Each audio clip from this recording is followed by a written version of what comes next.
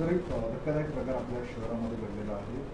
पतीकडून पत्नीची हत्या करण्यात आलेली आहे. काय तपास सुरू आहे? याच्यामध्ये आजच एक गुन्हा दाखल झाला आहे. या प्रकरणात हेवनबेल परिसरात एक कुटुंब राहत होतं आणि त्या एका महिलेचा या पतीने गळा दाबून, म्हणजे कमरेचा जो पट्टा आहे त्या सहाय्याने तिचा गळा आवळला आहे आणि तिला खून केल्याची माहिती पोलिसांना मिळाली आहे आणि त्याप्रमाणे गुन्हा दाखल झाला आहे आणि अटकेची कारवाई जी आहे त्या नवऱ्याची ती चालू आहे. सर, काय महिलेचं नाव काय, आरोपीचं वय किती, काय नाव आहे?